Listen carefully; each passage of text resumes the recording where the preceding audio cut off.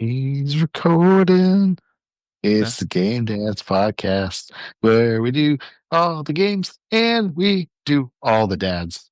Oh, wait. We do all the dads. There it is. There's the catch line. We do the catchphrase. We do all the games and all the dads. Okie doke. But what I was saying before, I I I cannot watch Scrubs when it is this close to like Andrea being in the hospital for the baby. I can't watch it. I gotcha. I don't I even want to gotcha. say the reason, but like I can't. I'm like I don't I want didn't to. even think about that. I'm sorry Um, that I put it in your head, but I literally cannot. no, you're fine. I finished it. I probably won't watch it again for another few years and stuff, but allegedly I had some free time, allegedly. And I plowed through it, dude. Like all 8 seasons, because there's only 8 seasons.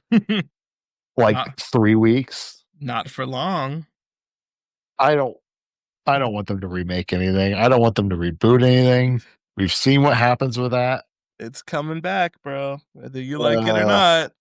Leave it be. I'll tell you what, watching it, like it's 20 plus years old at this point. And I'm not like one of those people that thinks that things like, oh, they're better back in the day and all this other stuff. There's some problematic things in Scrubs. Yeah, yeah, Like yeah. and not just like it's all over the place. It's not even like the obvious things either, like the obvious things are the blackface, and those got edited out. Like instead of, because at one point, like Hulu and Netflix and stuff just eliminated the episodes altogether. Uh-huh. They've edited those things out. That part's fine. Some of the things that they say in that show, like, kind of made me cringe a little bit. I'll tell you what, dude. Like, I've been bell to bell of Scrubs 10 plus times. I don't even know what the exact number is, but I'll tell you what, Elliot Reed is awful. Yeah, And she is. honestly, like, not just as not just as a character, as a human being, like views wise, like her just overall viewpoint on the world and stuff.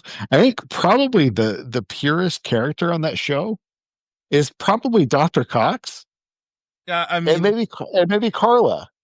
I mean, I there's a scene like as a person who also loves Scrubs, like I love Scrubs and I've watched it so many times, but there is one scene with Elliot that is the most like it is like if you took that scene out of the context of the entire show and played it for somebody in 2025, they would be like, so this character is a racist? Yep. Because there's this scene, I remember it specifically because it messes me up every time I watch Scrubs. But there's this scene where Elliot is in the car with her boyfriend, and the most generic black guy walks past her car, and she locks Oh the yeah. door, and then she has a panic attack, and she's like, "Oh my god, that black guy thinks I locked the door because I'm a racist, not just because I was locking the door." And then she says like, "And this is just a black guy with an afro. He wasn't one of those guys who had like cornrows or like she." And then lists off a list of like black people haircuts, apparently from most dangerous to least dangerous. And I was like, what? Who wrote this? Who wrote this Uh, and decided that Elliot needed to say these words out loud? so I will say, kind of in defense of Bill Lawrence, not in defense of that or anything like that. He has learned a lot since that show has aired, and shows like Cougar Town and Scrubs, Ted Lasso, Shrinking. A lot of these shows, like he uses a lot of the same cast for these characters. In fact, like Zach Braff directs some episodes of like Shrinking, I think he may have directed some episodes of Ted Lasso as well. He's learned a lot, like just as a human being. And actually, like when went back and looked at some of the episodes that like were kind of like lost to time or whatever and edited and stuff, those were his calls. Like he didn't want those to be reflective of his work. Again, there's still some very problematic things in Scrubs, but it is what it is, I guess. So, God. Game Dads podcast, we do all the dads. Yeah. That and that episode where they're doing where Elliot's talking about how she's a Republican and they're having like Oh yeah, political beef. God.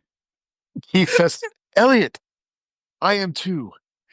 Like they're all declaring like Democrat, Republican. You know what? Like that actually, like kind of like as a Democrat, I guess I love that Dr. Cox is one. Oh God. You know what I mean?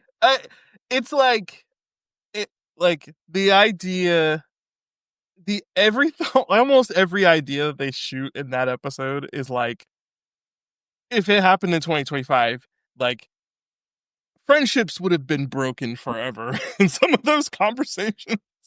Yeah. Well, I mean, I I wasn't as like I I was technically allegedly a Republican kind of in 2004.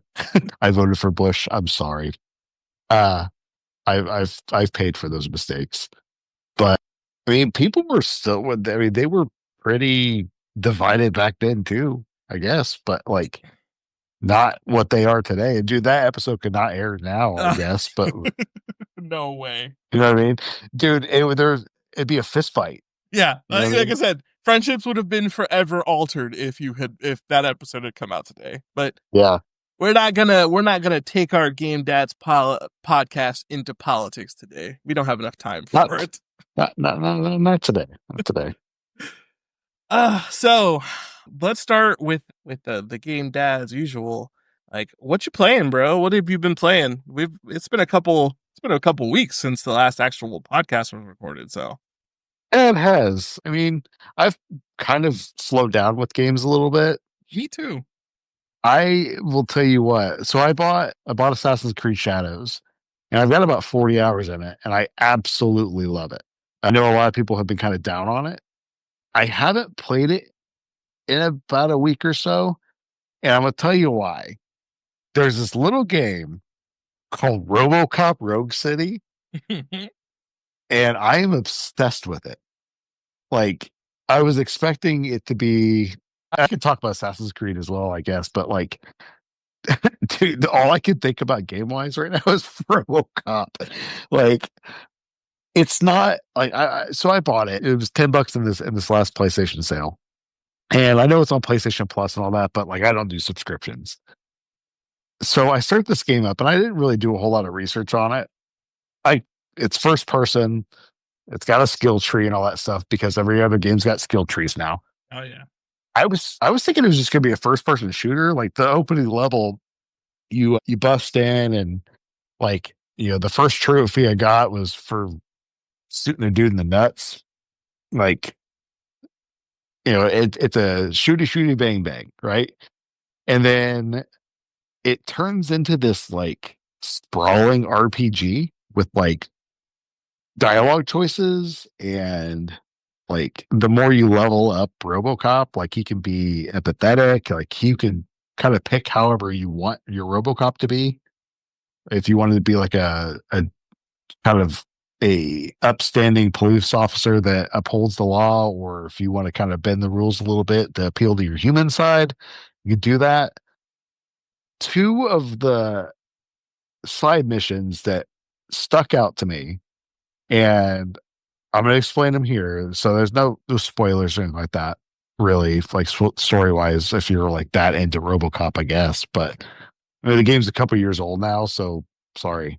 But number one, there's a side quest where you are teaming up with this informant, and the informant's name is Pickles. And the whole thing is Pickles can't think of this movie that he wants to rent, this like VHS tape. Okay. And so you and Pickles have to go to the video store, and RoboCop uses his RoboCop powers to sort through all the VHS tapes. He goes to the horror section, the comedy section, uh, all these different things to find this tape.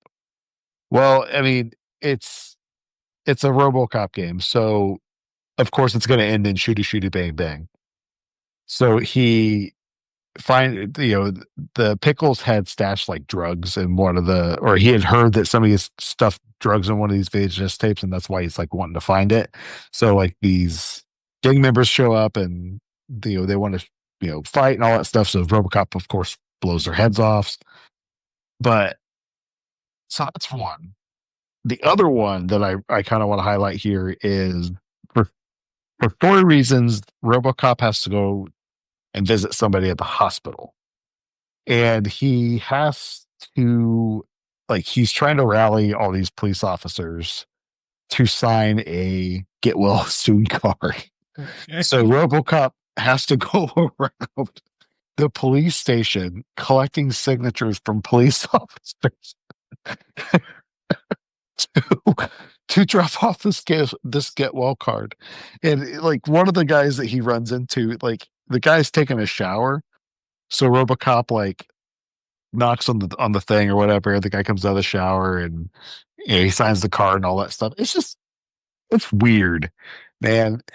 But I'm just like super digging it. Hmm. It's scratching an itch right now. Like there aren't very many games right now that are like really appealing to me. That like like newer games, I'm just not into them. RoboCop, man, RoboCop. I'm glad you're enjoying RoboCop. I I've got to send you this because it doesn't sound real. It sounds like I'm absolutely making stuff up, but like I just to kind of prove my point or whatever, or like prove that like this is a real thing that's happening in this real video game that I'm playing.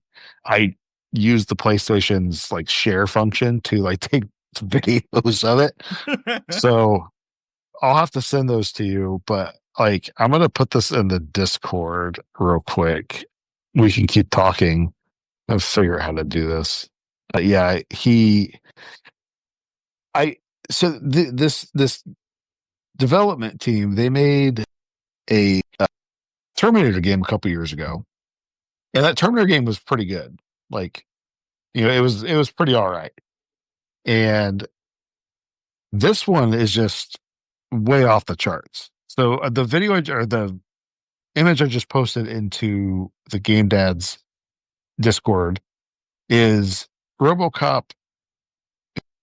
He's looking for a VHS tape. He's got one in his hand, and he's trying to figure out if this is the right tape for his pal Pickles. Yeah. I I love the idea of anybody looking for a VHS tape, especially RoboCop. Dude, I don't know what caused them to make this game, but I'm glad it exists. I'm also going to put this other one in here because I ticked off a street artist. Um, and the first time I had played it, I lost my save. So I was nice to the guy. He's like, "Oh, like you're going to let me off with just a warning." Like that's great. Like there's no fines or anything like that. And you can choose to give people tickets. Like that's a big part of the game.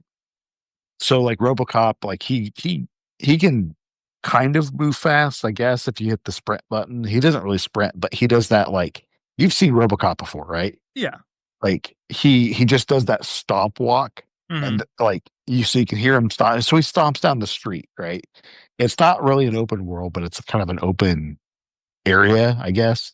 And you can find people that are like there's a guy that is smoking next to like a gas pump, or there's a guy that's like drunk in public, or there's like a vehicle that's parked too close to a fire hydrant. You give them all tickets. So I ran into this street artist.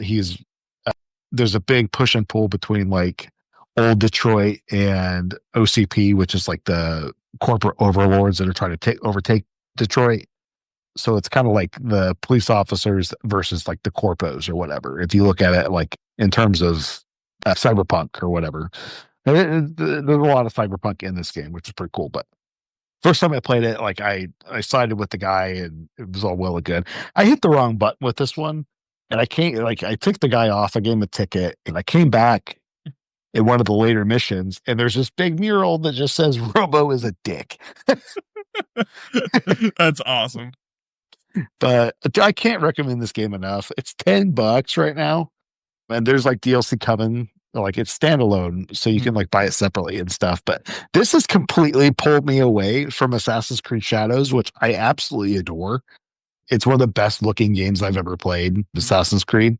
So Mhm. I'm not playing Assassin's Creed because of RoboCop, and I'm actually like, as we're recording, Indiana Jones and the Great Circle, or the Circle of Doom, or there's something involving a freaking like a circle, Mhm. right? In this Indiana Jones game. I am skipping Indiana Jones for right now to play this stupid RoboCop game.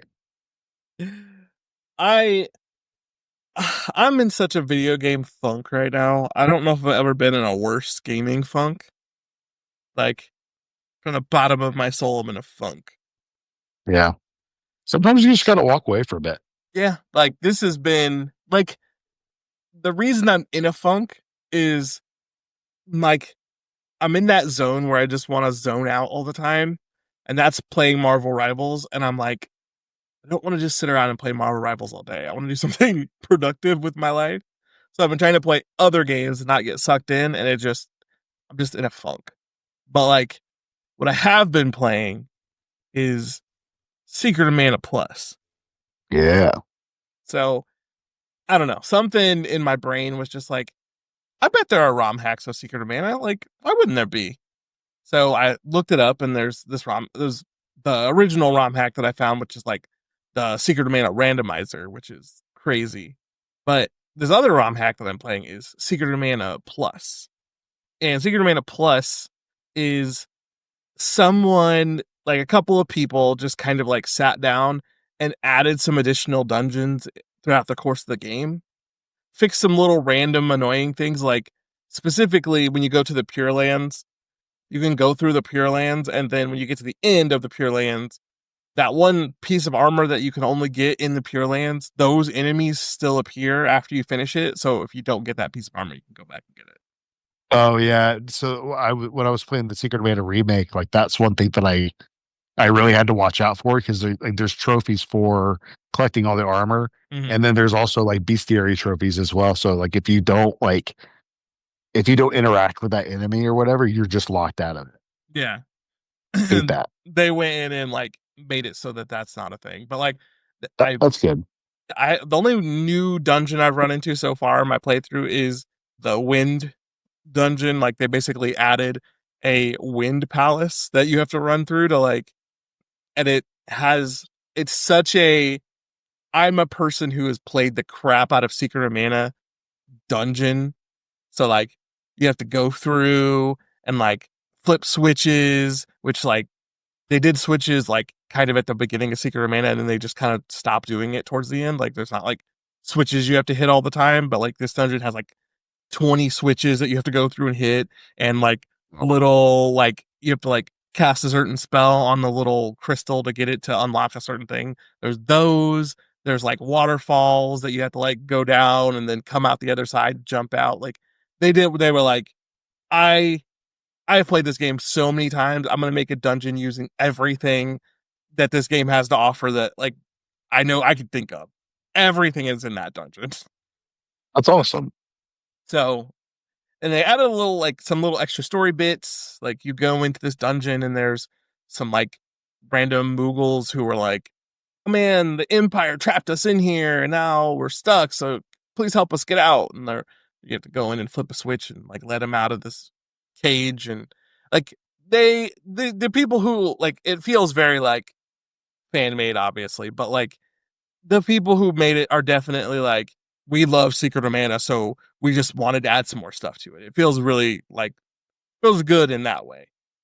So that's what I've mostly been playing to like kind of try and get myself out of this funk. I figured if I just play some Secret of Mana, I might be able to like shake it. But like really I'm still stuck, and like TikTok isn't helping because like since TikTok knows that I love Marvel Rivals, it like posts all kinds of stuff like, do you want to learn how to play a better Black Panther? Well, here's some tips and tricks. And then like it'll show stuff that I absolutely know I won't be able to do, but I'm like, I could try to do it if I just install it again and go play. And I'm like, no. So Yeah, I end up reading a little bit to kind of get my dude. I've been in the funk as well. Like I feel like I'm kind of pulling out a little bit.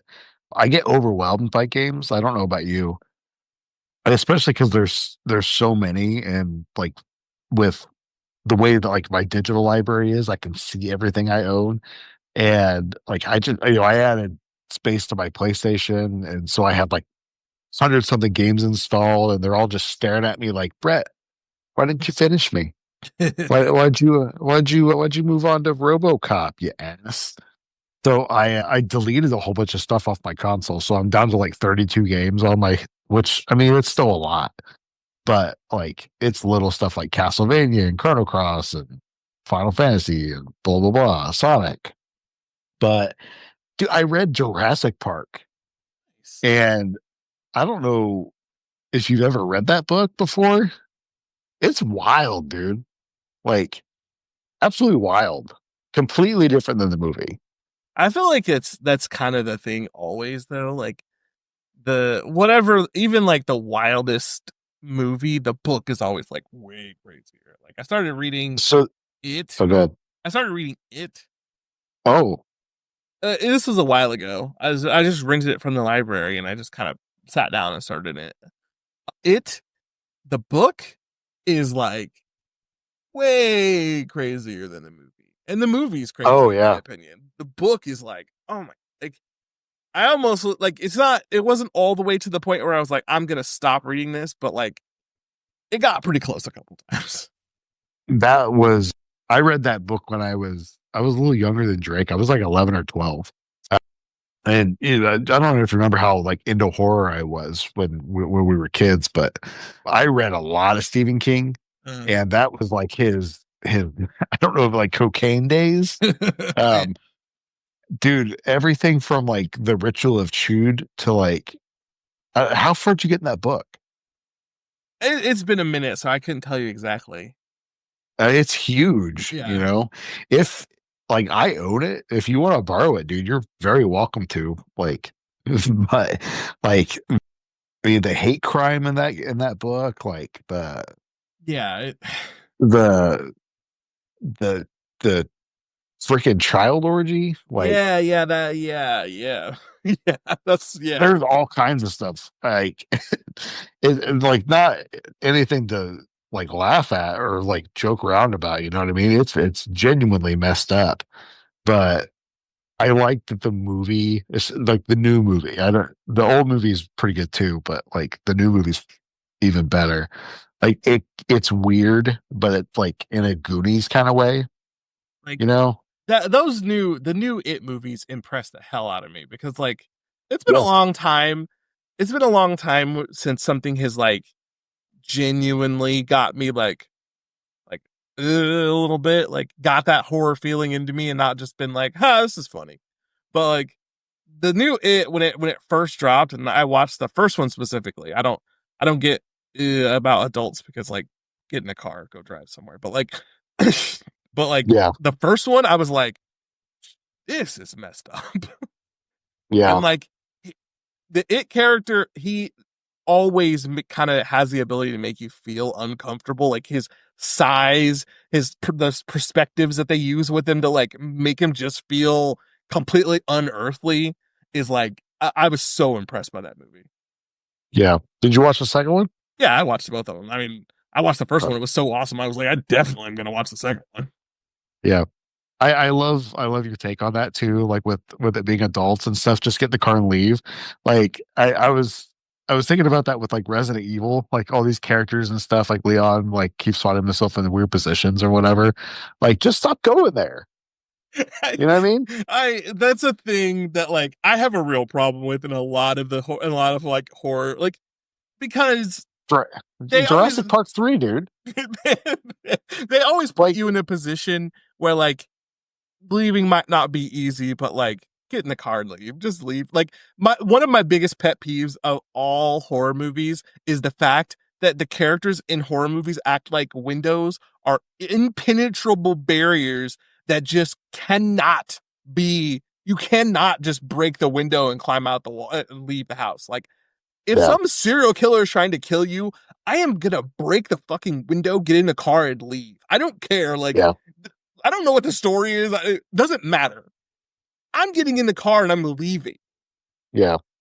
Like, My wife loves Jurassic Park 3, mm, and like that's the one where have you seen that one? God, probably, but it's been a Oh long yeah. time. So Alan Grant, after having gone through all the Jurassic Park, he's this badass scientist, and he's just got this like really cool cowboy persona. Just like I don't know. He survived the first Jurassic Park movie. He's like, there's nothing on this earth that can get me to go back to Jurassic Park. And then freaking William H. Macy shows up with a checkbook, and like he's like, "You go." Yeah, That yeah. sounds, that sounds like a plan. That sounds like a good plan. That shit Oh, dude. drives me nuts. I, but like, Da, da, da, da, da, da, da. but like here's like a great example, and I think this happened between the last podcast and this podcast. Me and Andrea sat down and watched Scream 6. Have you seen it? It's got Jenna Ortega in it. Like Yeah, I have. there is a scene in that which is the dumbest thing I have ever seen anyone do in a horror movie. So they're in New York, recapping this for the audience. But like they're in New York and they are all in their like college dorms, college, apartments, and they need to get to like this one specific building that's like where all of the stuff is going down, where this the like ghost face museum that the killer has created to like bring, which is like yes, go to the place where God.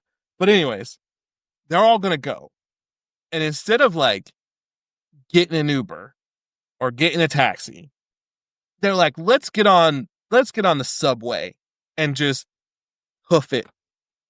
This man has been killing people in broad daylight the entire movie, and now you guys are just going to like go out where a bunch of people are on Halloween, where like people are in costumes and could easily be the person trying to kill you, and you wouldn't know it because they're wearing a freaking mask. Like, this is the worst idea I have ever heard.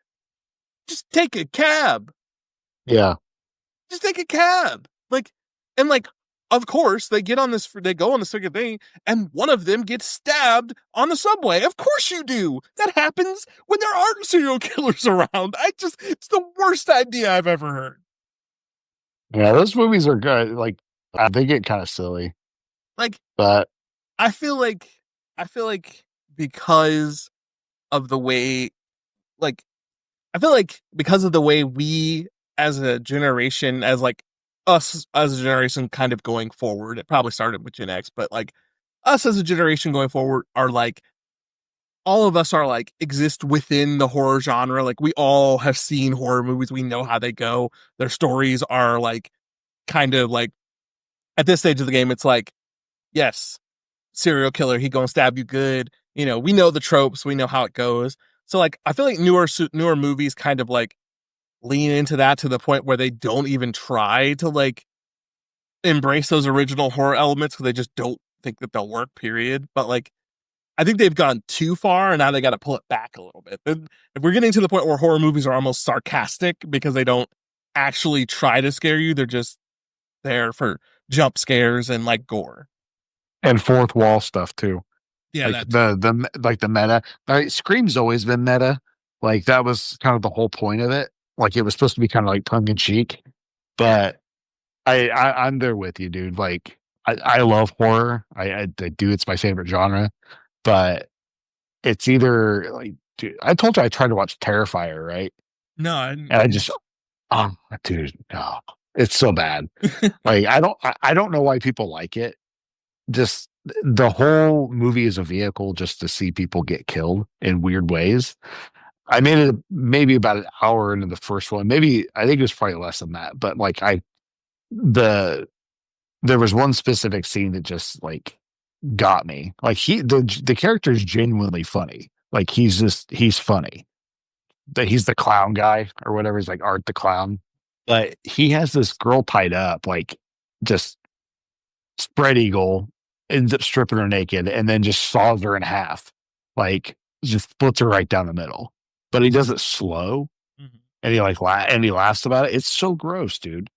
But I this is also coming from somebody that like idolizes the Evil Dead and like the newer ones too. I genuinely just enjoy those, but there's story behind the gore. Like not. I don't know. It's kind of maybe a little bit hypocrisy, I guess, but I just I don't think horror is as smart as it used to be. There's still glimmers of hope with it. Like I think the new Evil Dead movie was great. The Evil Dead Rise, I think that movie was fantastic. But like Terrifier, that's a little bit too much. And the new Scream movies, I didn't, especially the newest one. Five was okay. I thought five was okay. That had Jenna Ortega in as well, but six was a little bit too much. Yeah. I like it felt like they had it felt like it had good bones, but they just didn't like they didn't execute it.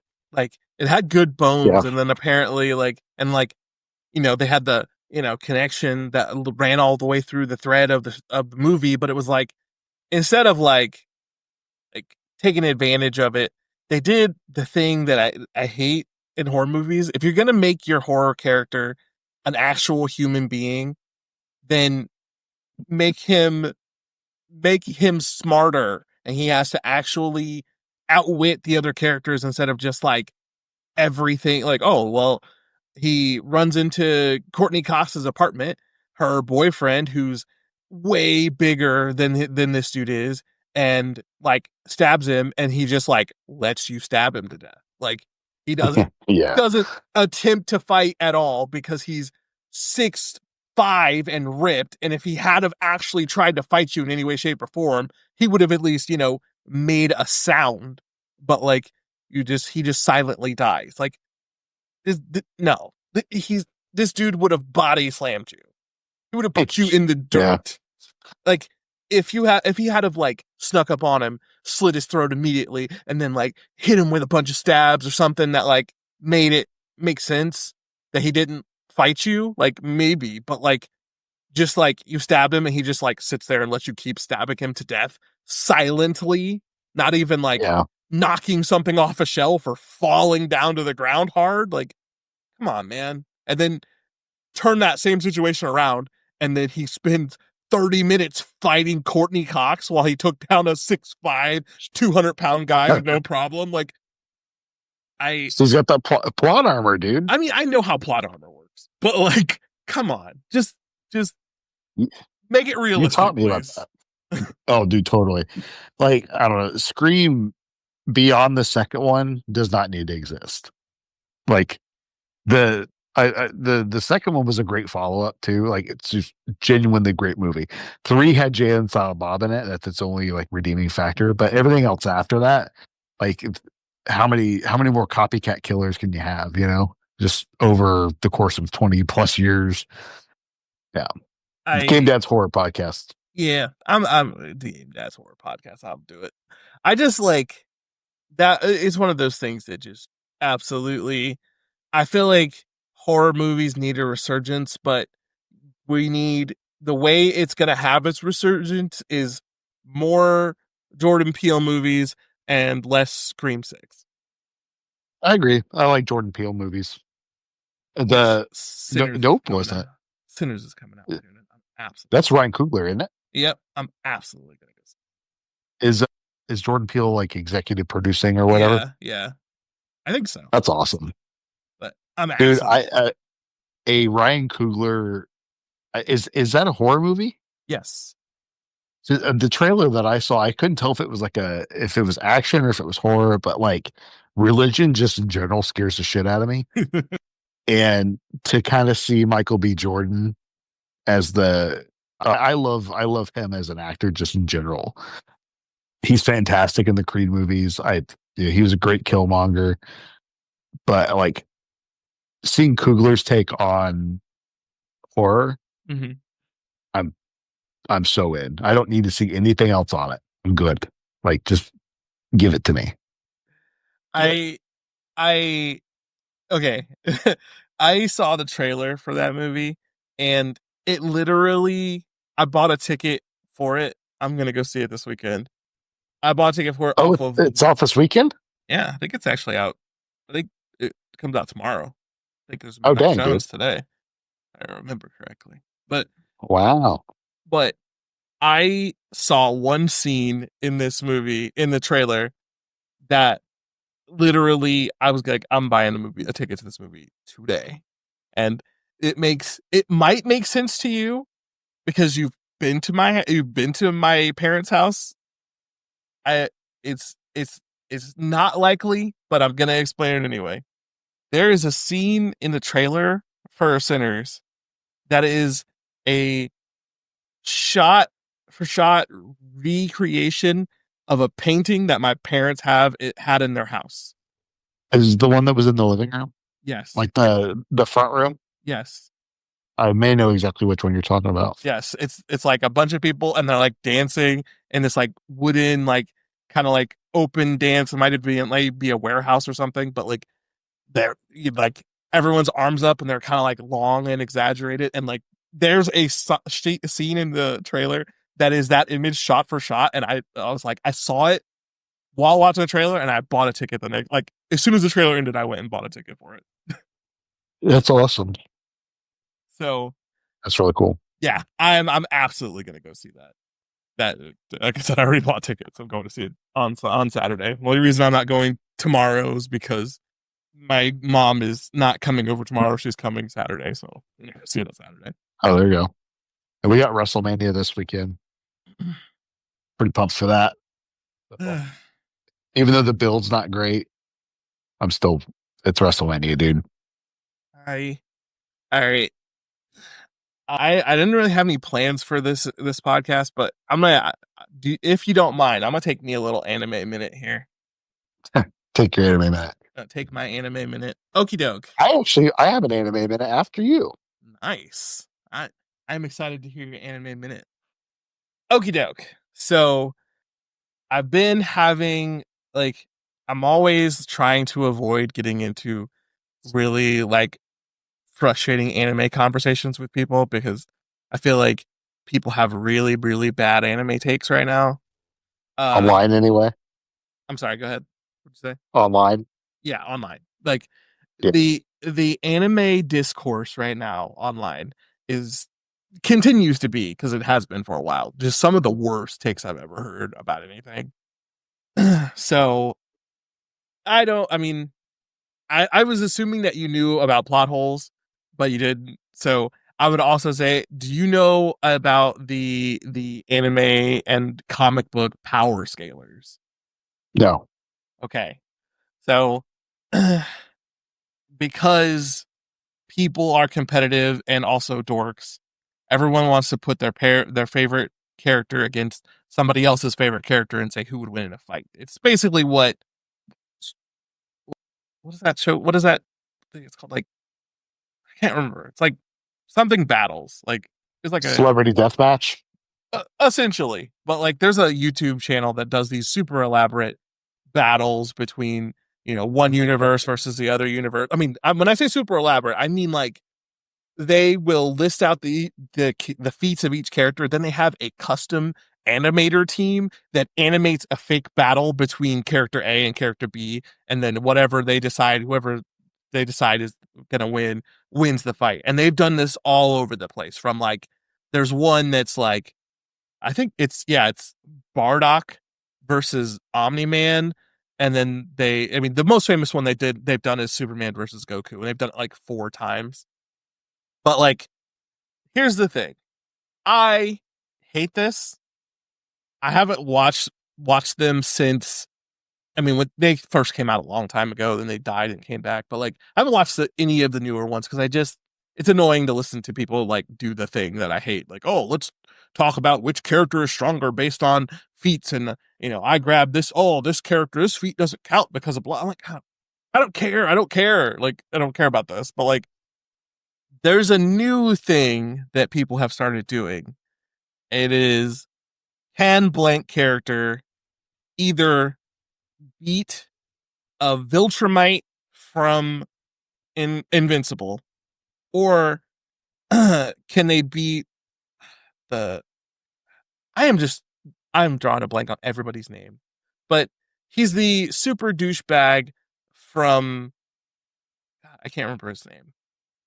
Anyways, I'm drawing a blank on his name, but like, we're constantly now in this spot where characters have to be compared to other characters. Who's stronger? Who's got the better feats? Oh, this character is planetary, and this character is solar system, and this is galaxy, and this character is universal and multi-universal and complex outer universal, and like, but there's one consistent thing that drives me absolutely up the wall about these conversations, even more than them just in general. It is not fair to compare comic book characters to anime characters in these conversations, Why not? because anime characters have one continuous continuity. They start at one point, they end at one point, and I don't know of any anime character who has multiple continuities. Comic book Uh, characters have unlimited continuities. There are stories that could beginning and end and have no connection between the two of them, where Superman is strong enough to destroy a planet. And then there are other stories where Superman is a omnipotent being who can understand all reality and warp it to his will. Why are we having so conversations about which one of these characters are stronger? It's the comic book character every time. I see what you're saying about that. I'm gonna counterpoint, like, and I'll use Goku as an example. We've got Dragon Ball. I know it's technically one continuity, I guess, but like there's Dragon Ball, Dragon Ball Z, GT, Super, Daima, and then you got your various movies and all that stuff. And he's kind of like he has the same sort of like through line through everything. But then you've got like you factor in stuff like GT and Daima and all that stuff. So he's got some differences between each one of them. Like, I so agree with maybe you. I can kind of see that a little bit. Like, I if agree that's with kind of, you. is But that like an argument that people are making? in every one of these conversations, they will go, that happened in GT, it's not canon, it doesn't count. But Superman, sun dipped Superman, who is an omni being who can perceive all of reality, is canon. So sorry, that Superman has to fight Goku in his regular canon without anything aside from Dragon Ball Z, Dragon Ball Z, and Dragon Ball Super.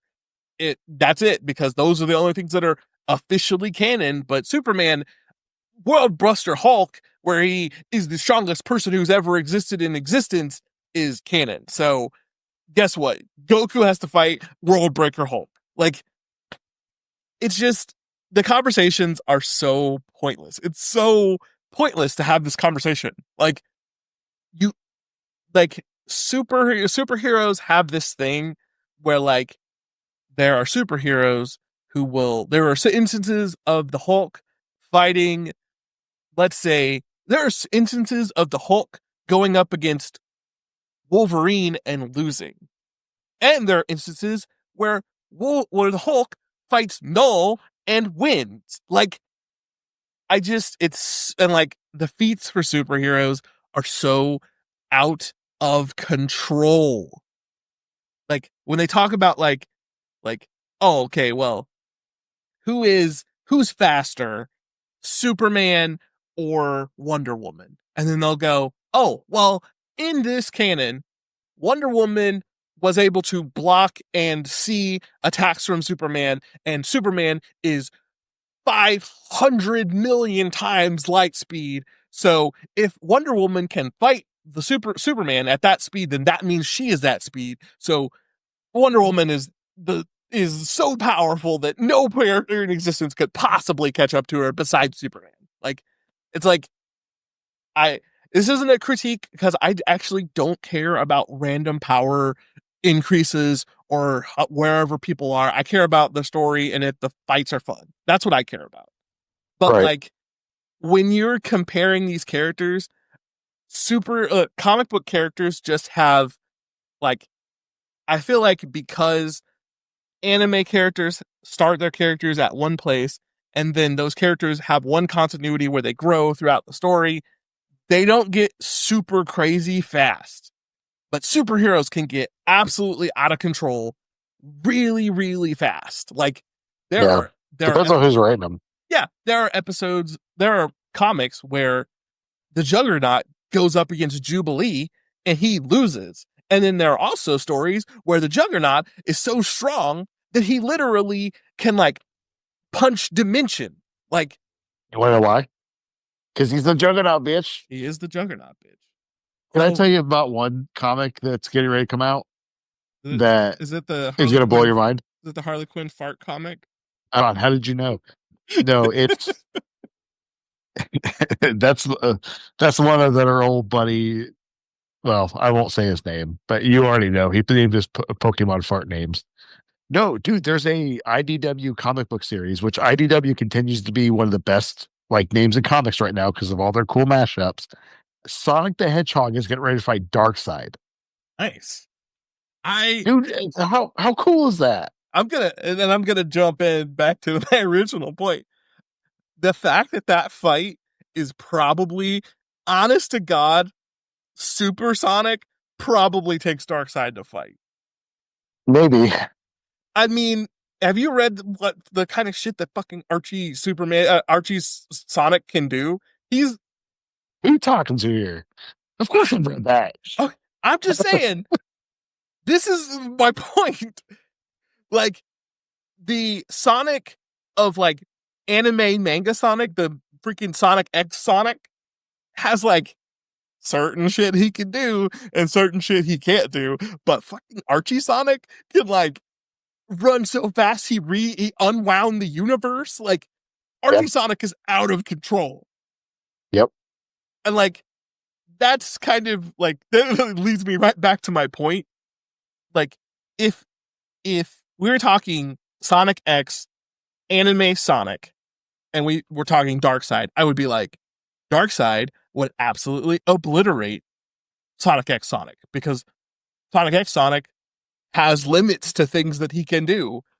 And then Darkseid has all of his, like feats fighting Superman and like dealing with Superman means that he's like multi times light speed and could like crush planets with his bare hands and all this other stuff. But like you put Archie Sonic in there and I'm like, that's anybody's game. I don't like Yeah. there's no limit to what Archie Sonic can do. So I have no idea. Like, Yeah. so I'm like, glad you mentioned Archie Sonic. Archie Sonic's awesome. so, and this is again, I am not the person who goes like, "Oh, these characters are too powerful, so this makes this suck." I don't care as long as that person has someone equally powerful to like deal with that make the fights fun and interesting. I don't care. Like, go for it. But just Yeah. like the level of like there's this meme that goes around, and I love me some Dragon Ball Z, but there's a meme that's going around that has like it's like a poster of like every Marvel character, and it's Goku and Vegeta, and they're walking up to him all tough, and he's like, Goku's like, I'll take the ones on the left, you take the ones on the right, and I'm like, no, no, honestly, because of these rules of like this character fought this character and this character, I think genuinely, I mean, based on the rules, Squirrel Girl beats Goku and Vegeta by herself. Like, she took Thanos, so she could Yeah. fight Goku and Vegeta by herself. Like, To be fair though, like Thanos is kind of a bitch. I mean, Thanos isn't like. I mean, once you get into Mr. Mixix and all of the other ridiculous freaking Marvel characters, like Yeah. like he's not even in the ballpark. Like half of the No. half of the characters, in the Avengers have feats in the comics that say that they would absolutely destroy Thanos. Like technically, if you want to be real technical about it, Black Panther's already said he could kill Thanos by himself. Drax did it. Like like like that's the thing. That is the thing. It wholly depends on who is writing the comic and what the story of the comic is, whether or not one character in a comic can beat another character. Freaking like Stan Lee basically said it. Has basically said like it just depends on who I want to win is who wins whatever fight. Yeah. But like anime character, I also think it's because most of comic book characters share a shared universe, but don't share a shared writer. So like Akira Toriyama is gonna say whoever wins in whatever fight, but that's among Dragon Ball Z characters, not amongst every character in anime. Right. So like the point of the thing that I'm saying here is there are tons of people who put way too much stock and time into these conversations about who wins in a fight with what character where. And I'm like, when you're doing this within Dragon Ball Z or within whatever anime you're talking about, there's this person fought this person in one, and this person fought this person in one. So like, these are the levels, and because the person that this person beat is stronger, then that tells me that this character probably beats this character in a fight. But when you start talking about comic book characters, you are wasting your time and energy. There's an argument that every character in Marvel that I can think of off the top of my head could probably beat Goku in a fight. I mean, if you want to do Spider-Man, well, Spider-Man has been said to have the same strength as Hulk, and Worldbuster Hulk can destroy the entire universe, so Spider-Man can destroy the entire universe, so he can beat Goku in a fight. Like, just when you talk about comic characters, it totally makes all of that point null and void. Just keep it to anime characters. Keep it to anime characters within the same universe if you want to have any type of sanity. Yeah. That's always been the basis of nerd culture too. So like, who could fight, Sonic versus Mario or, whatever, just, it's all just bullshit and Like fun. like I said, it's anime, it's culture, it's nerd culture. It's what we do. We're nerds. We just like you want to take your favorite, like people want to take your favorite basketball player and say that person could beat another basketball player in a one-on-one. If Michael Jordan could beat LeBron, I understand. Like You talking about Dickie Simpkins? Dickie Simpkins versus LeBron. I understand that this is just the way entertainment and like stuff works. It just like one person competes, the other person competes. If they compete in the same way, then we want to know which one of those two competes at a higher level. That's just it's basic human psychology. But like Yep. what I'm saying is just don't bother with comic book characters. Keep comic book. I don't even think you should compare comic book characters to other comic book characters because comic book character feats are so insane. Like, Right. like the arguments that people have had. I'm gonna do one specifically, and then I'm done talking about this. The arguments between Viltrumites from Invincible and Saiyans from Dragon Ball Z. It took 3 Viltrumites to blow up a planet. Goku can do that at the beginning of Dragon Ball Z. Like easy shmoney, he could blow up a planet. If Master Roshi can blow up the moon in Dragon Ball, and Goku is literally probably 30 times stronger than he is by Dragon Ball Z, Goku can blow up a planet. All right. But it took 3 Viltrumites to do it. But Viltrumites are apparently so fast that the amount of time that it took Vegeta and Nappa to get from where they were to Earth, like Omni-Man moves that speed in like a week. So like Omni-Man's way faster than Goku, but Goku is so much stronger than he is that you're basically arguing whether Omni-Man could hurt Goku in comparison to whether Goku could hit him. And it's like, it doesn't make any sense. It's not, there's no point in arguing about it because it doesn't make any sense. Like, these characters just compare characters within the same universe. Just, just don't compare characters outside of universe because you're just making up stuff to compare them. You're just saying, like, well, I've decided that this character moving multiple times light speed is too fast. Like, just you're just making up stuff. Just compare characters within their own universe. Okay, I'm done. Please tell me your anime moment. Is it about Lazarus? No, not yet, but that's on my list. Devil May Cry. Yeah. So good. Me and Andrea watched it. Like, we just like plowed through it over, I think it was last weekend. I did too, man. It was just a couple days, and I made the mistake of looking online too, and like people don't like it and stuff. But you know, dude, I don't care. I don't care what y'all think. I don't care. Like, I'm happy to talk about this stuff, but like you're talking to like a couple real big Devil May Cry fans, like right here. I bought a PS2 specifically for Devil May Cry. That was good. Okay, so what I want to say is, I've definitely played and beaten Devil May Cry 1. Don't come at me, but it has been long enough that I don't remember Lady well enough to argue with these people who say that the new Lady sucks. But I thought she was just like, the whole thing was millennial as hell, and I was like, this character is written exactly how I would expect someone going, I'm writing this millennial girl. She's written exactly how I would expect her to be. She's like, she didn't have a whole lot of character development in 3. I mean, really, outside of Dante, maybe in Virgil, really none of them do. Devil May Cry is not really a story game. Like, it exists. She's just like, Dante needs a straight character. You know what I mean? He's silly, and she was great for that.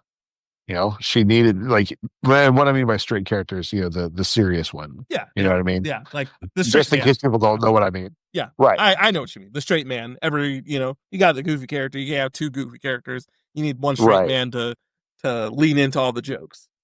The only thing that I have no issue with that show at all. But the one thing that took me a minute to get used to was hell no. No, I'm joking. I'm joking. The gloves almost came off, brother. Like that was about an 8. You don't want to see me go to a 10. 100% joking. Go ahead. Brother, I was rolling all through that. Like, anyway, Johnny Young Bosch as Dante. Like, it was weird, you know, after, gosh, when did Nero show up? Was it 08? And was that when Devil May Cry 4 came out? Was it 08? Yeah. Was it 07? Whatever. But after all this time of like hearing him as Nero, like hearing him as Dante was a little bit weird. Especially with, I mean, 5 is not a new game. Like 5 is it's a few years old now. Mm-hmm. But like, that game's still pretty fresh in my brain. And it took me a minute to like reorient myself but I thought it was really good. I love the rabbit character. God, yeah, he was awesome. He was great. And I love the storybook episode. I think that might have been my favorite episode. You know, him kind of having the whole, like, he showed up as a kid, he was, you know, beaten and all that stuff as a child and mistreated, and then and it's also kind of a contrast between like both him and Lady both have like a similar upbringing, but like one goes one way, the one goes the other way, and it kind of like twisted around. Yeah, like I thought it was awesome. I like I'm gonna say the thing. This is the exact same thing that I said about X-Men 96, which you need to watch. The only thing, and this wasn't even like, it's not even that I think that they're bad. I just think there need to be more of them and they need to be longer. The only thing that these new like kind of like game-based shows, especially the cartoons, specifically the cartoons, need are more and longer fights. My God. There Oh is no, a I was fine. I was short and sweet. nope, nope, no, no. I refuse. There is a scene in X-Men 96, which I would say is the best like non-anime fight scene ever. It is so good, but it is 30 seconds. Give me more fights. If the scene that I'm talking to, which you know me, I don't spoil stuff, but the scene I'm talking about was 2 minutes, it would be in the range of one of the best fight scenes, period. Right. Like, it's just too short. I want, like, and that's the problem that both of these shows have. Give me more fights. More Yeah. fights. More fights. I More fights. like so Devil May Cry, the games are so gameplay oriented, you know. I'm actually fine with having the gameplay there and getting more backstory and more story stuff. Like I don't need to see him doing anything, like, smoking sexy style. I don't need to, triple S's in this series. Broski. Broski. I know It was you're the game man and you want to play the games, but we have why not both? Why can't I have both? Yeah, right. I get what you're saying. I I thought the episode count was perfect. I thought the episode length was great. It was dude, short and sweet. That after I had finished, oh gosh, it was Death Note where it should have ended in like the episode, like the was it like 25, 26, whatever, when the thing happens, and then it goes on for like 14 more episodes. Like I love that it it it came, it saw, it kicked ass. You know what I mean? I thought that the last few episodes, or the last two episodes, when it was starting to like really ramp up with the fights, I thought those were done really well. It built up to it. Try not to spoil anything, Yeah, yeah. but like it's I wouldn't have a problem with it if it wasn't so new. But yeah, I'm not going to spoil it. But like it ramped up really well. I thought the stinger at the end was great. Yes, there's a pun intended with the stinger. That's a that's a move in Devil May Cry. If you guys didn't know, I thought the stinger at the end was great. I can't wait for season two. I know a lot of people don't like Arya Rod because of like just his style. I thought he did a great job with Castlevania. I did not continue after season two of Castlevania. I'm not sure if I talked about it on the pod or not, but I loved the second season, and then like now that one's been out for a while. Do you think I could spoil that one? I That's I know what you're about to say, but if you want to uh, say it, I guess go ahead. okay. Spoilers if you want to skip forward a few seconds, but like after Dracula died, and Dracula was the best part about that show.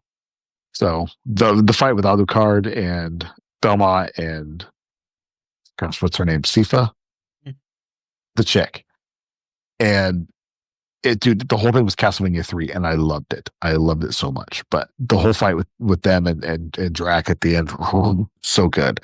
But like when he died and his little minions take over, like they're just not as interesting. I think that Devil May Cry, if it decides to keep going, Yeah, I think they've already got the heads up for season two. It's already coming. yeah, that's what I'm saying though. Like if it goes beyond that, I don't know what they're going to be able to do with it. I mean, they might be able to bring in Nero, I guess, but like Who's gonna voice him? it's yeah, that's the other part too.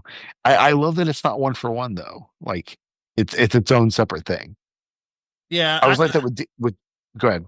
so yeah, that's a thing that I feel like the internet just I don't know. They just can't get a hold on. Like there are gonna be remakes that are retellings, and there are gonna be some that are just completely different story with the characters. Like get over it. Like I just don't understand Yeah. why that always is a negative thing. Even if the new story is good, it's still like, well, why didn't you just do Devil May Cry 1? It's like, because that game already exists. You could just go play it. Why am I going to retell the entire Right. story of the first game? Like, Yeah, I agree. Well, and the other thing too is like Devil May Cry is that sacred to you. Why aren't you buying the games? yeah, I do think Yeah, we, yeah, I just called out a whole bunch of people. yeah, I Put do your money think where your mouth is. I do think we have a serious, like, we have this. Okay, here's what I think is Fake happening. fans. Yeah, I mean, definitely. I think it's just a group of, like, the way the way the internet works. Let's say it that way. The way the internet works is there are a bunch of podcasters like us who want to talk about the new thing all the time. So they hear that Devil May Cry is a series is coming out, so they are like, should I play the games, or just read the Wikipedia article? That Oh yeah, Wikipedia article is getting clicked a lot more times than people are going out and buying a PS2 game. 100%. Now I will And say, like, I love the synergy with like Steam when the show dropped. Steam dropped a $20 mhm, Devil May Cry franchise sale, but I guarantee you that people aren't like I know some people that did buy it, but I guarantee you people aren't like beating down Steam's doors for that. They're not writing Gabe Newell be like, I need the new Devil May Cry stuff. yeah, it's definitely those that bundle dropped, and people who are Devil May Cry fans and have already been Devil May Cry fans scoop that stuff. But like people who just are like, I got a podcast or I talk about TV shows, I need to talk about this new Devil May Cry show, didn't. They were just like, I'm just gonna go read the wiki about what Devil May Cry is about. Yeah, Then they get on their podcast, and every story now, every person now, it's easier to get attention to your podcast if you scream negative stuff about whatever's happening. So they find out what the negative thing that the some people, I'm sure there are people out here who actually have legitimate issues with the show because of things like the way they changed Lady, and the fact that they there was the main story throw line was not all demons are bad people, and I'm sure, in this climate people are like, no, screw that, all demons are bad. But anyways, they find those negative things that people are talking about, and then they get on their podcast and they go, yeah, I liked it, but this part was bad because we blah blah blah. And then that's the thing that constantly gets circulated, even though the show was awesome. And if you like Devil May Cry and you enjoy, I mean, even it even if you are just like die hard Devil May Cry fan, there is not that much story consistency between the Devil May Cry games. There is a through line, but like each game is completely different and unconnected. So why would it be weird for the show to be completely different than them and unconnected? right. Like, Yep.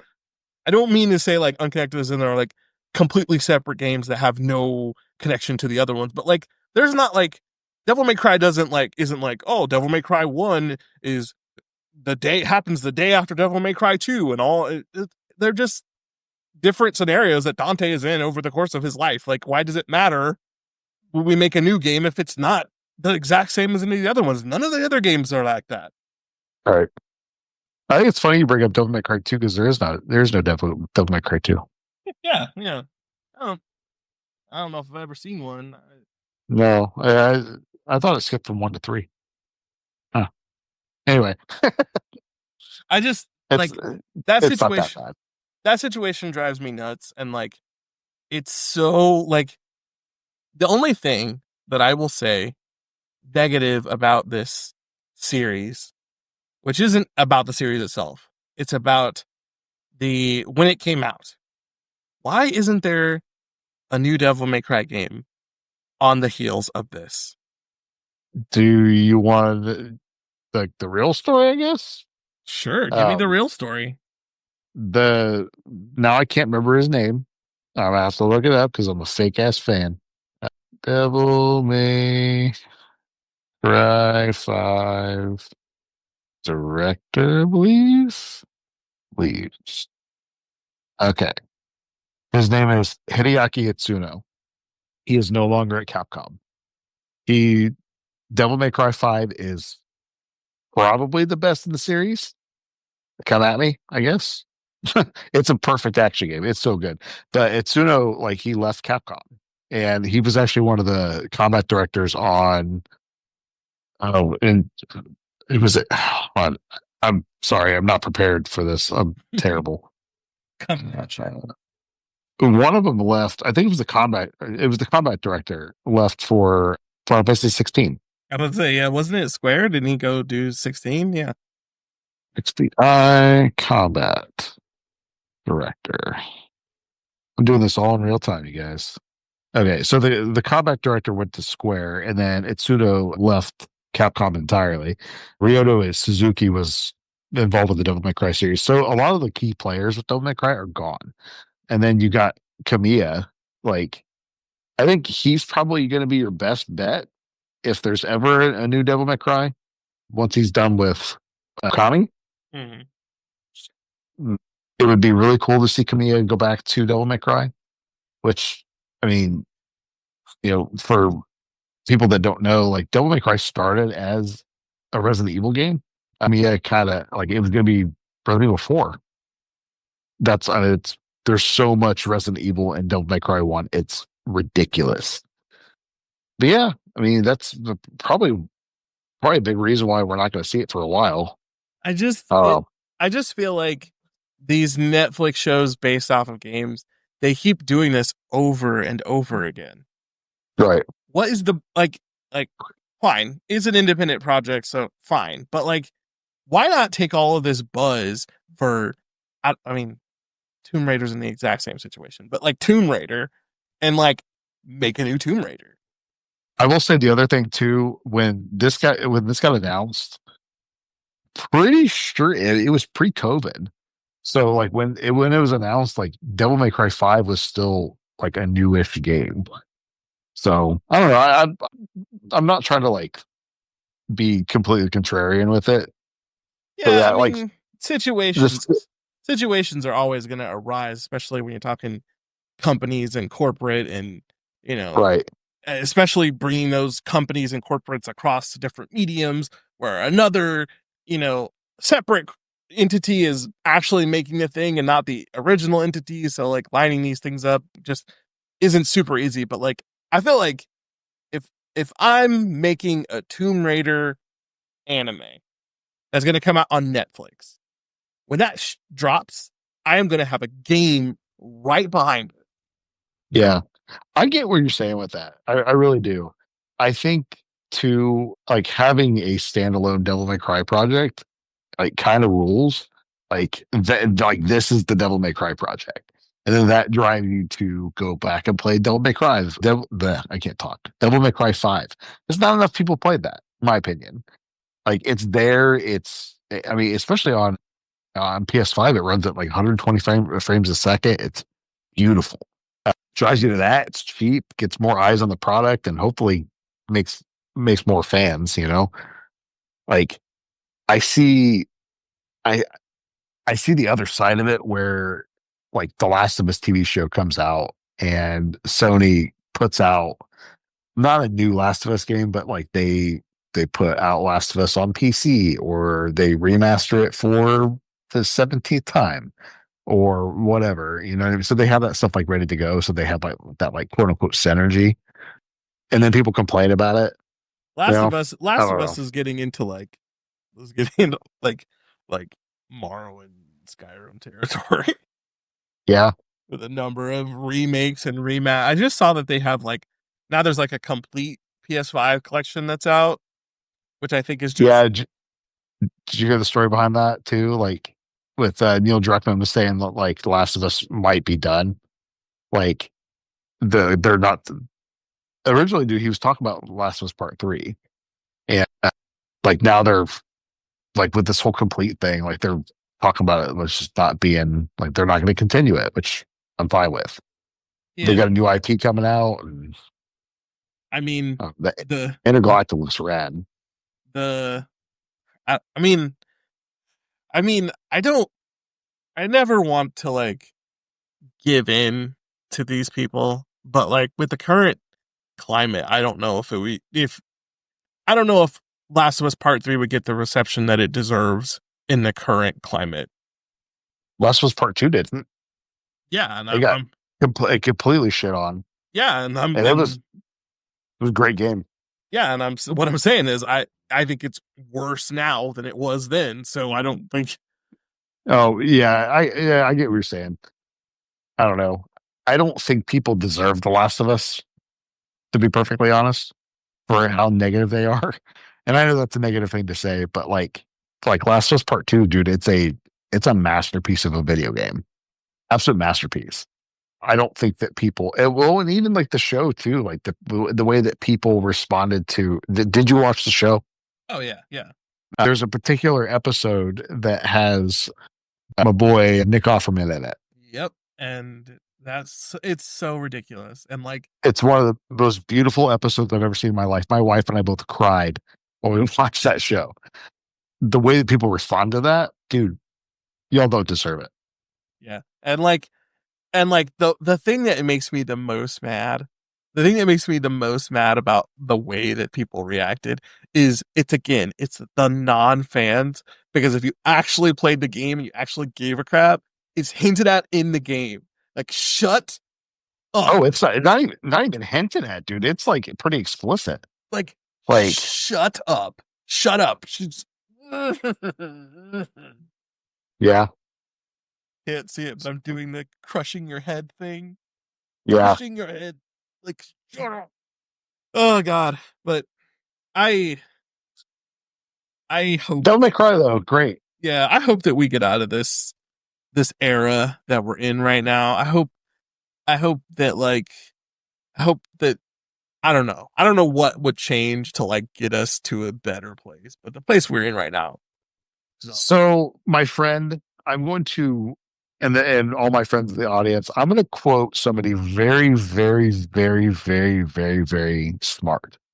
My friend, the Lorax, and he says, unless someone like you cares a whole awful lot, nothing is going to get better. It's not.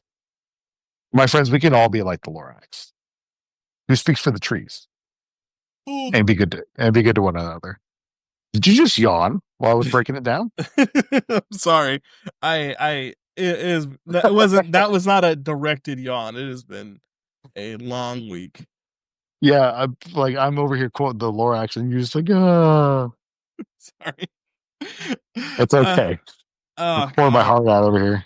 I just like I'm so frustrated with the I'm so frustrated with like who gets to like control these discourses. Like, this is I'm gonna try and not jump into politics here, but Oh, dude, we I, already do, have. do you know who Asmongold is?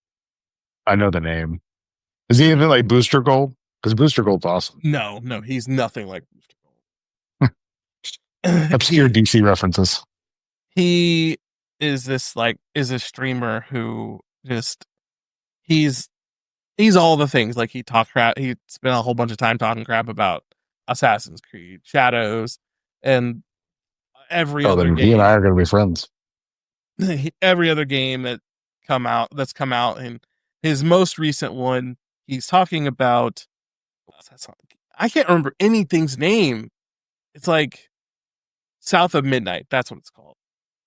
And it's essentially the game essentially just like an RPG. It's kind of RPG. It's kind of like an action game, but like I know what it is. the whole thing's about it. It's got this crazy story that's supposed to be super in depth, and it's folklore about the South and just all kinds of stuff that people like. And it's like made by an indie team and all this stuff. It's And yeah. It's well, no, I mean they're owned by Xbox. yeah, It's compulsion. and his thing, what he's talking about the game, not playing it. He's just talking about it. And his thing was, well, it breaks down to, well, if you're gonna make the main character of the game female, why doesn't she have big boobs? Oh, that's what he went after. That's it. His thing is, why isn't if you're gonna make the main character of a game a girl, why isn't she attractive? Oh, dude, I thought you were going to say something about her being black. He okay. He that's what he means, I got you. but he can't say that without people being like, "You're a douchebag." That's what he means, though. But like, I know that we all existed in this time where video games were coming up, and like it's kind of a boys' world, and we got our Laura Crofts and our all these other characters who were these female characters who were like sexualized in a way to like draw our teenage and sometimes younger eyes. But if you really like, if you spend time like thinking about how much you like, how the attractiveness levels of like video game characters for like more than if it's not something that you're subconsciously taking in, if you're consciously being like, I don't like this character because she's not hot enough, if this is something that goes through your brain, go touch grass and go get some therapy. Yeah. You want to know an attractive video game character? Like while we're on the subject, Please. uh, Idris Elba in Cyberpunk 2077. How many? What a How what are a we handsome man. are we gonna make it through one podcast this year where you don't bring up Idris Elba and how hot he is? I'm no. This is like the third time.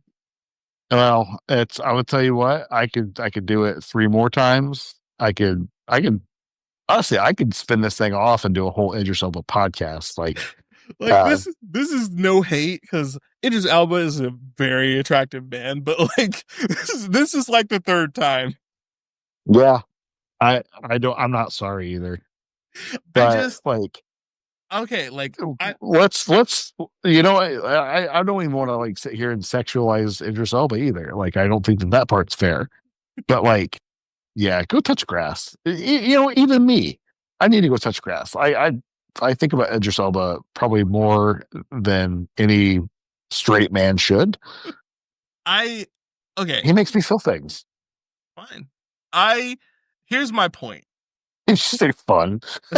I said fine. I said that's fine because That's it. Fun.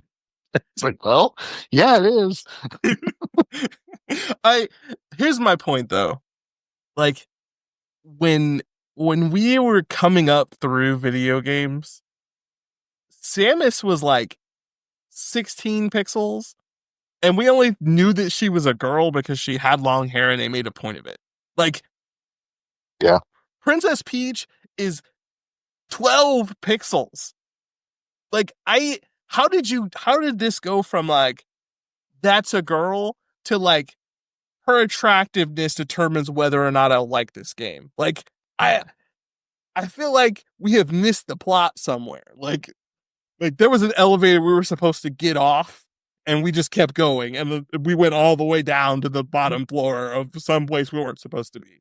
Cuz yeah, like you can say like when we were playing Tomb Raider, Lara Croft definitely did have dim boobies, but they were like 16 pixels of triangle. Like her face was like a brown dot, another brown dot, and like some like peach lines that were darker than the rest of her face that made it look like she had a mouth. Like I where did we get to the point where it's like, oh well, that character's not hot enough. I'm not playing this game. Like what? yeah. Oh, Like dude, the same thing happened with Ellie and Abby in Last of Us. Like Abby specifically, like she's a dude, she is buff, for storyline purposes. Like she felt like she had to get strong in order to.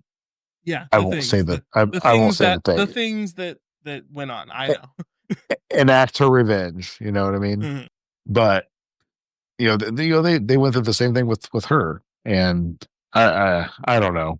Like Aaron said, I don't think I really have much more to say on it. Just go touch grass. Like, Yeah. stand down. Just go touch some grass. Just go touch some grass.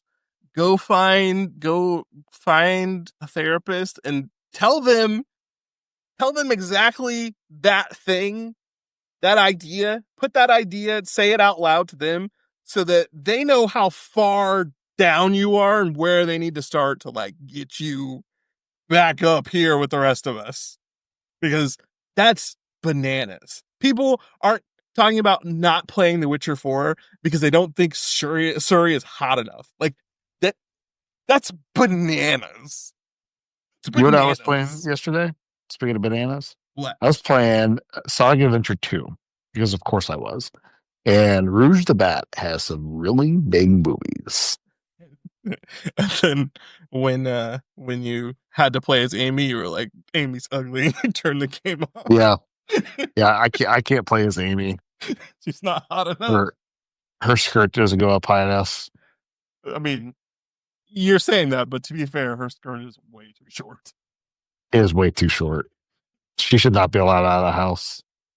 I just okay. I'm done. I'm done with this conversation because I don't want to think about it anymore. But like, touch some grass, please. Please figure out that other people aren't just ones and zeros. They're human beings that have their own lives. Like, just touch some grass, please. Just collectively go. If you're that horny for video game characters, there's a game out here that's called Marvel Rivals, and you can play that until your freaking eyes bleed. Okay.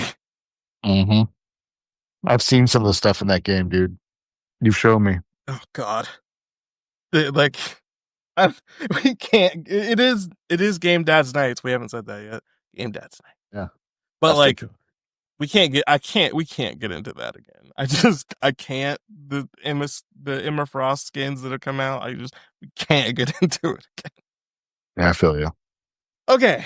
I Yeah. think this is a good place to leave this conversation. You want to go ahead and say give our peaches for the week, our positives, and then head out? Peaches, peaches, peaches, peaches, peaches. Yeah. To put it in Majora's Mask terms, we are in the final days of we're every week now with the doctor's appointment. So we'll have little girl anytime now. Pretty excited about it. She's measuring real big. She's real big brother. Mhm. So could be sooner than later. I don't know. Right. But that's my positive. BA is gonna be the other positive, What's up? unrelated to her. I gave out without actually saying it, 2 BA seal of approvals on this podcast today. 2. RoboCop got a BA seal of approval, and so did Devil May Cry. Nice. It's the highest honor that this podcast can give aside from a Bretley, I guess. I agree entirely. Devil May Cry definitely gets one. We need to give you something like Aaron Honors or something like that. Mine's is probably going to be anime related. I'll give out some anime seals of approval. Well, I'll think of some title that's unique, but mine will be anime related because I definitely have been watching some more anime recently, and I would love to give out some anime recommendations and talk some shit about some animes too.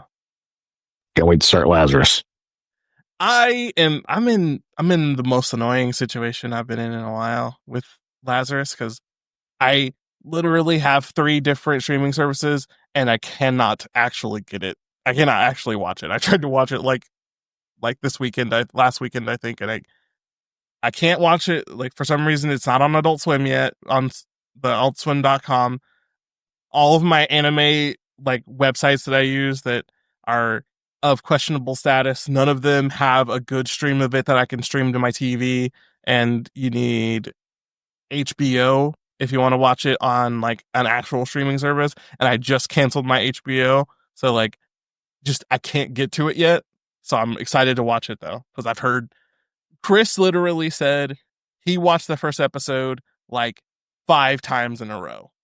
And Yeah. Chris to anime is you to video games. So if Chris recommends something for me, I usually always watch it. Right. The iTunes has a season pass, quote unquote, for like $25. And I thought about just buying it because I'm gonna watch it. And they put out because it's in English. Mm-hmm. And that's how I prefer my anime. That's how real men watch anime. They watch it in English. Don't say that. Don't say that. Don't say that. Don't say that. Sometimes I change it to French, and I don't put subtitles on. Oh my Oh, god. Did I'll be like, you just stumbled ass first into like one of the biggest anime arguments of all time. oh no, bring it on. French is the way to watch Cowboy Bebop. I'll tell you what. Omne, dude, Roma. That's all I got. You're positive, sir. All right. My positive is my first positive is similar to your positive. Baby is looking good. Andrea had an appointment today and everything is going well. Coming down to the final days, looking good, and I'm excited to kind of like I didn't ever think that we would be in this situation like to have a third kid. So like it's it's crazy to me all around. I like when I after we had Dom, I knew that we were gonna have more kids, but like before we had Dom, I had no like thoughts of like having kids. And then even if I did, I was like, I'll have one kid and that would be it. And like if we're gonna have three, and like I'm Yeah. excited in every way. Yeah. That's really cool, man.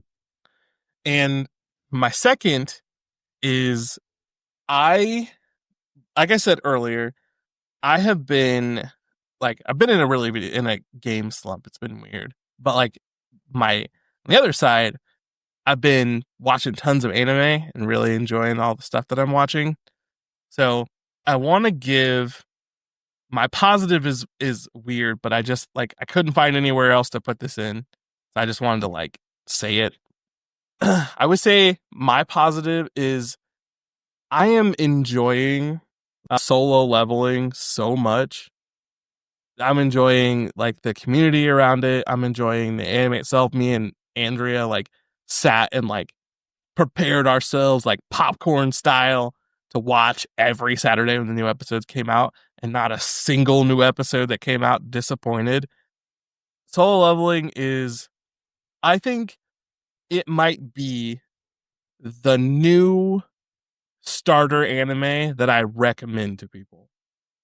Like it it captures everything that like anime can be.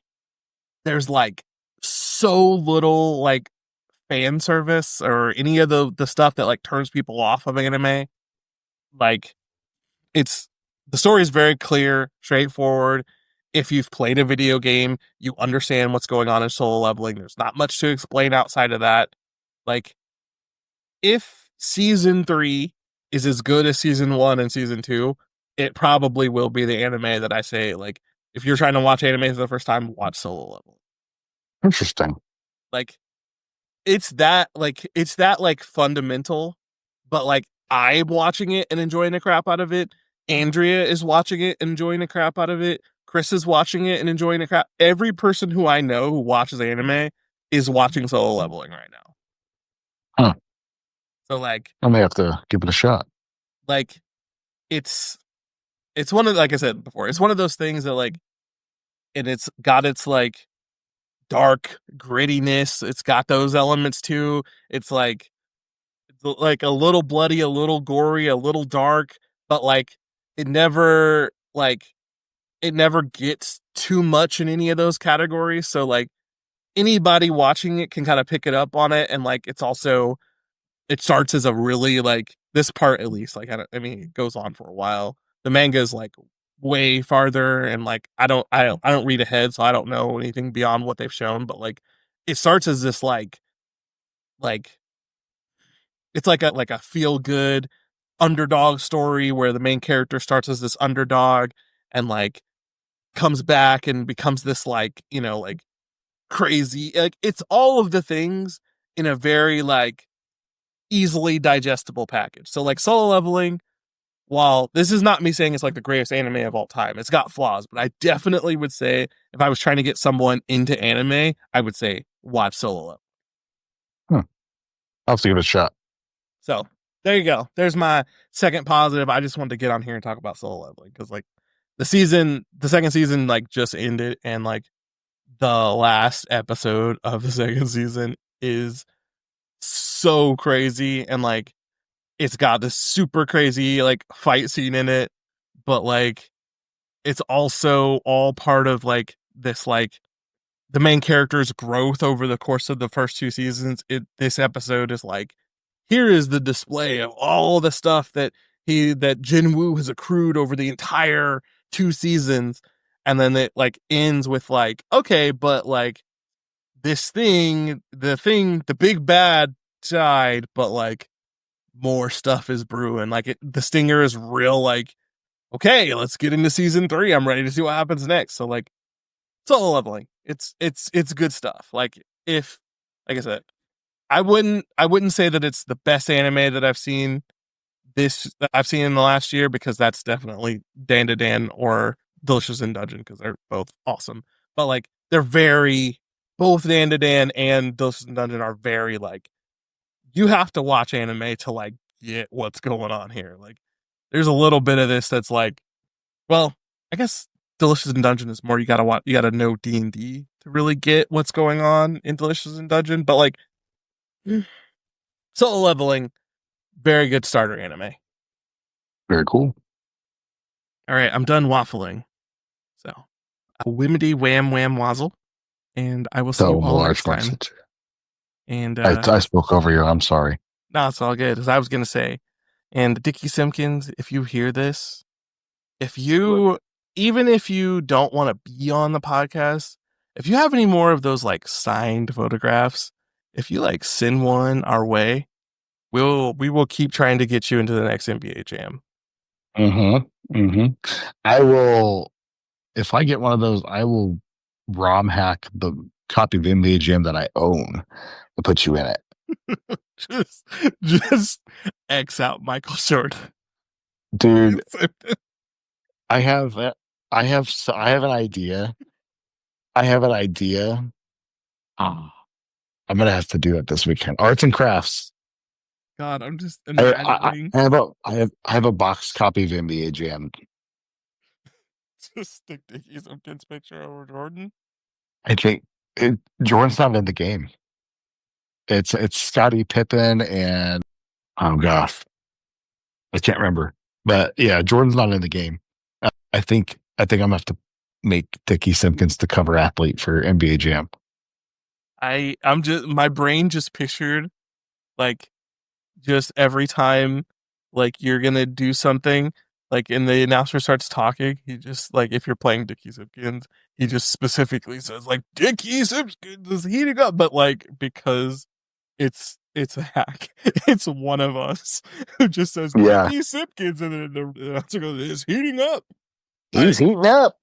I'm God.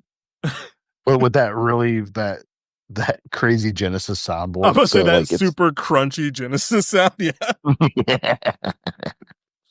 oh man, I do the picture I sent you earlier. Like I haven't bought that yet.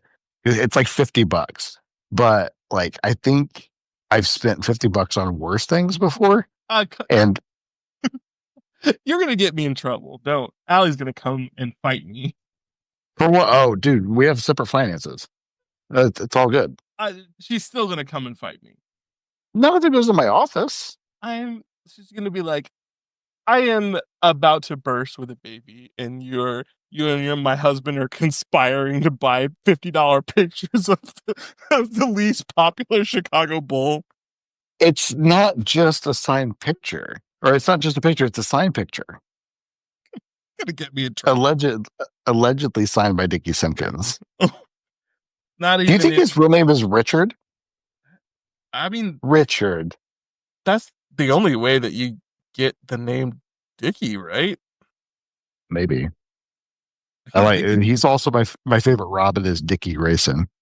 I didn't even think about Dickie Van Dyke. we're waffling, but you bringing that up makes me think of another meme I saw online like recently, and I'm gonna butcher this because I'm not a DC guy, but it was a free for all between all of the Robins, Oh, But we're Robin not. Wars. But we're not talking. We're not talking Robins as in like all of the different human beings that have played Robin. We're talking about Robin, but through all of the different TV show iterations of Robin.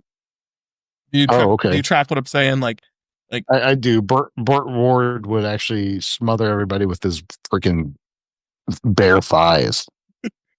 and they were like, the fact that someone put Teen Titans Robin on this list and thinks that any of these other Robins have a chance is ridiculous. And I started talking about Teen Titans Robin, and I don't know what the creators of Teen Titans were smoking when they started doing the fights for Teen Titans Robin. Teen Titans Robin jumped off of a skyscraper, knees first, into another human being. He picked up Cinderblock and like sumo threw him over his shoulder. Like Yeah. that is a normal human being. He should not be able to pick up Cinderblock. We're waffling again. Uh, Robin is not Robin is not just any human being. He's Robin. I love Robin. Like full stop. Anyway, yes. we are. I had to end with that. With my love for Robin, it exceeds Dickie Simpkins. Anyway, tell him Large Mars sent you. Yep. Wimmity wham wham wazzle. I'll catch you guys next time. Goodbye.